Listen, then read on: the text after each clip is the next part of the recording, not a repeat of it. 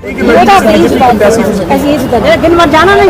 का संज्ञान नहीं है क्योंकि मैं इस क्षेत्र में हूँ और अगर पहले भी मिली है कई बार और अभी भी मिल रही है तो इसमें कोई रोक टोक तो है नहीं, कोई भी किसी से भी मिल सकता है। और अगर बीजेपी की प्रत्याशी के रूप में अगर मैनपुरी में उपस्थित है तो कैसी राय दिख रही है?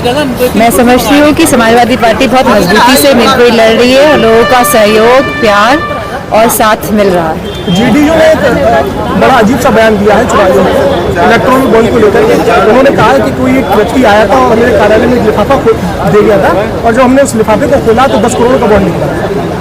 ये तो जेडीयू का मामला है और जैसे कि जो भी इलेक्टोरल बॉन्ड को लेके सच्चाई सामने आनी चाहिए कि जो भाजपा सरकार है, जो भी पार्टी ने जिन्होंने चंदा लिया है इलेक्टोरल बॉन्ड का सिस्टम लेके कौन आया, तो सबसे पहले सवाल तो इस बात का उठता है।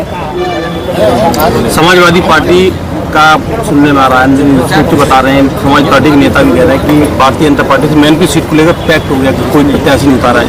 क्या कहेंगे? किसके साथ पैक्ट हो गया? बीजेपी का मैनपुरी से सीट पे प्रत्याशी न उतारना समाज पार्टी के नेताओं ने बयान दिया।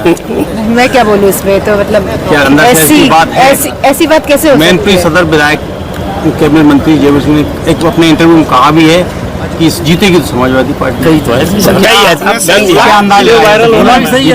वो कभी कभी जो अंदर का जो अनुभव होता है वो जुबान पे आ जाता है, तो मैं समझती जो बात नहीं बोलना चाहते थे वो बोल गए। राहुल गांधी ने कहा है कि राजा की जान तोते में थी, उसी तरीके से राजा की जान ईवीएम में किस तरीके से देखती हैं? ईवीएम को लेकर के चिंता जा रही है। नहीं, ईवीएम में लोगों में बहुत असमंजस है। बहुत सारे लोग लगातार बीते चुनाव में बात बोलता है हमने वोट तो इस पार्टी को दिया लेकिन हमारा वोट निकला नहीं है।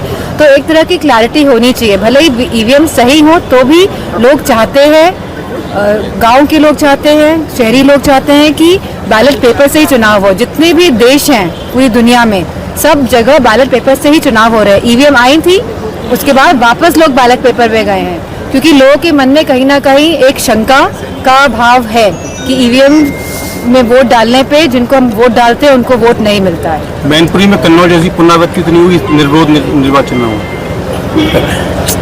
आप फिर वही सवाल कर रहे हो। नेक्स्ट करो।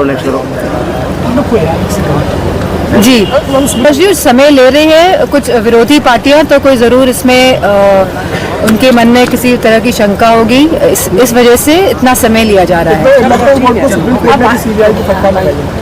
इलेक्ट्रो बॉन्ड को लेकर सीबीआई ने सुप्रीम कोर्ट ने फटकार लगाई।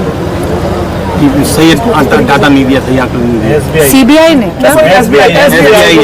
एसबीआई को फटकार लगाई है सुप्रीम कोर्ट ने। मैं चाहती हूँ कि सुप्रीम कोर्ट का अगर इसी तरह का इंटरफेरेंस रहेगा तो बहुत सारी चीज़ें जो हैं वो लाइन पे आएंगी। जो अभी सब अव्यवस्था दिख रही है हर एक स्टेप में, मैं समझती हूँ कि सुप्रीम कोर्ट जिस तरह का मेयर वाला चुनाव भी हुआ था पंजाब का, अगर सुप्रीम कोर्ट इंटरफेयर नहीं करता तो हमारे जानने वाले बीजेपी के बहुत सारे सांसद हैं, उन्होंने कहा था जीते तो हम ही हैं मेयर का चुनाव।